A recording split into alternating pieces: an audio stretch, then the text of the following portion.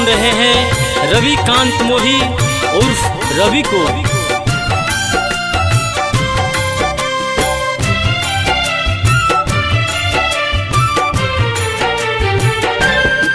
सुन फुलिया रे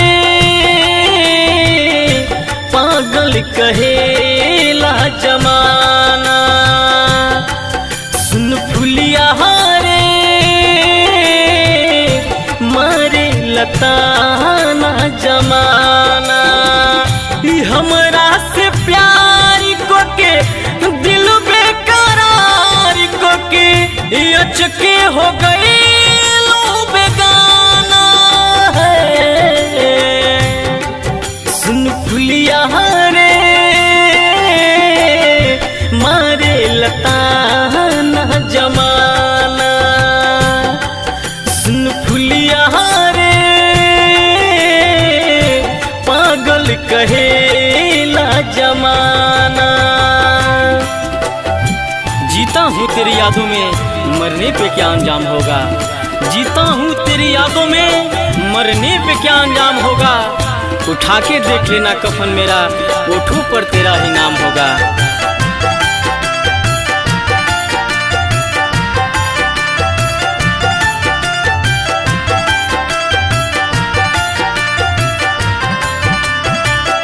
कब को रवे में तहा बीते दिन रात हो, अखियां मिला के रोजे होत रहे बात हो।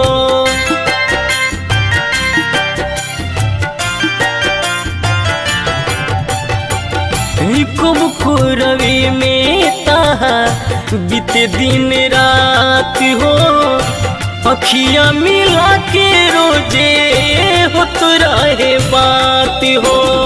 ये बात याद को के दिल से फरियाद को के छुप छुप के रोईला रोजाना है।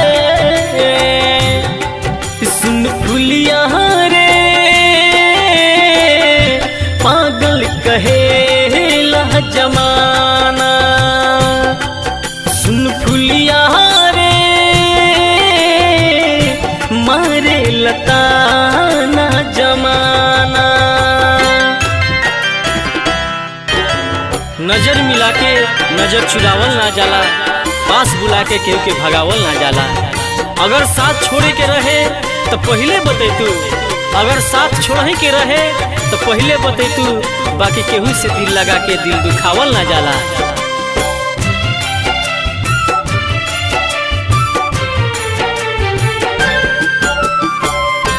तू तो भुला गइलू पियावा के प्यार में, हमरो जवानी यही जा बीते इंतजार में।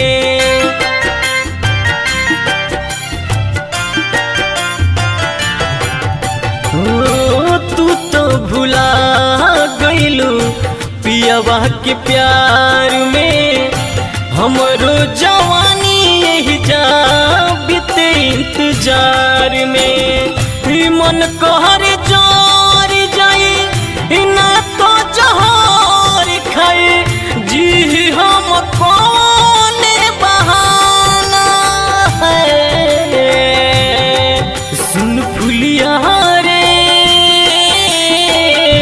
पागल कहेला जमाना, सुन फुलिया रे मारे लताना जमाना।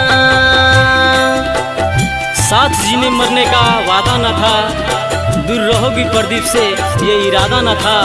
भूल जाओगी रवि को ये यकीन नहीं था, भूल जाओगी रवि को ये यकीन नहीं था, मगर इतना जल्द भूल जाओगी ये अंदाजा न था।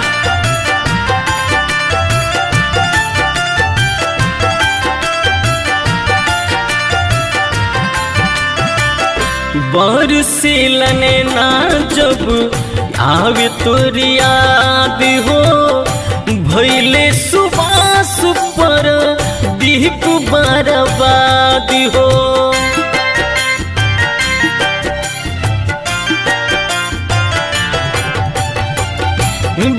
तरसीला नैना जब आवे तोर याद हो, भैले सुबास पर दीप बर्बाद हो। गावे रह विकांत मोहे घुट घुट के कैसे रही, सभे जला गो तो बेगाना है। सुन फुलिया रे मारे लता न जमाना, सुन फुलिया